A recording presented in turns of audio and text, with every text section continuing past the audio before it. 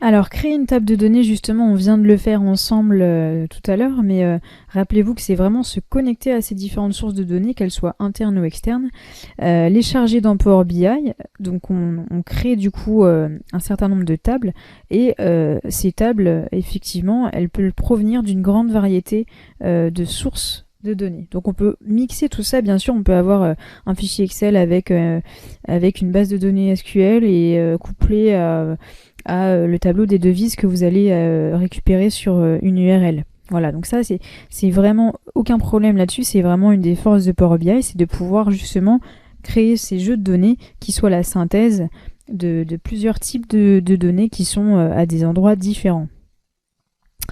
Donc une fois que vous avez chargé vos données, quelques petits points à vérifier. Déjà, vérifier que toutes les données sont chargées. Ça paraît évident, mais il faut pas oublier de source de données à ce moment-là, parce qu'après, vous allez devoir réorganiser votre modèle. Même les référentiels. Ici, dans mon exemple, je vais rajouter un calendrier. Donc, vous verrez dans les fichiers qui sont liés à cette formation, il y a un modèle de base qui comporte déjà un calendrier au niveau des jours et au niveau des mois. Donc c'est ça que j'appelle un référentiel. Un référentiel, c'est vraiment une table dans laquelle vous avez des informations qui généralement ne bougent pas beaucoup et qui vont vous ajouter des dimensions dans votre solution. Typiquement un calendrier, bon bah c'est quelque chose qui va pas évoluer, sauf si vous rajoutez des lignes bien sûr, mais en tout cas c'est ça que j'appelle un référentiel. Donc assurez-vous que tous vos référentiels sont présents. On peut aussi avoir des référentiels géographiques par exemple, ou le référentiel avec la table des devises par exemple aussi. Donc assurez-vous que et vos données entre guillemets personnelles soient disponibles, et aussi les référentiels sur lesquels vous vous appuyez. Une fois que vous avez toutes vos sources présentes et chargées, tout simplement actualisez le modèle pour être sûr que tout se passe bien, tout simplement. Donc pour actualiser le modèle, c'est tout simple. Je retourne dans mon exemple. J'ai chargé mes 4 tables et je vais actualiser. Donc j'appuie ici sur ce bouton qui est présent dans le ruban accueil. On le retrouve non, on le retrouve pas à d'autres endroits. Et donc, en appuyant sur ce bouton, il y a une petite fenêtre qui s'ouvre. Vous voyez rapidement que les données sont rechargées. Et là, la fenêtre s'est fermée d'elle-même. Donc, l'actualisation a eu lieu. Et j'ai réussi mon actualisation. Donc, je vois qu'il n'y a pas de problème. Donc, je vais pouvoir passer à la suite.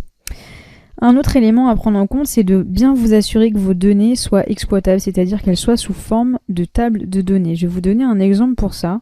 Si j'ai ce type de fichier Excel avec un tableau vraiment, avec différentes sources de problèmes, peu importe, hein, et puis des mois ici comme ça. Donc c'est vraiment le format tableau. Ici, ce n'est pas une table de données, c'est un tableau de dimensions. La manière dont fonctionne Power BI et tous les outils qui s'appuient sur des modèles relationnels, ce sont sur justement des données qui sont structurées en table et non pas en tableau. Donc le résultat attendu et le résultat que l'on doit avoir, c'est vraiment un tableau une dimension, donc où on a du coup 3 colonnes et autant de lignes ici que pour chacun des éléments que de lignes du tableau. Donc voilà, c'est important de transformer ce tableau de dimensions en un tableau une dimension. Si vos données sont pas structurées de cette manière-là, ne vous inquiétez pas, il existe des moyens de faire ça dans Power BI, dans l'étape transformée, et de manière très très très rapide. Mais en tout cas, soyez juste conscient du fait que vos données sont sous forme de table ou de tableau. Ça aura une incidence par la suite. Voilà, donc petit point à vérifier, mais le chargement des tables est en général très rapide.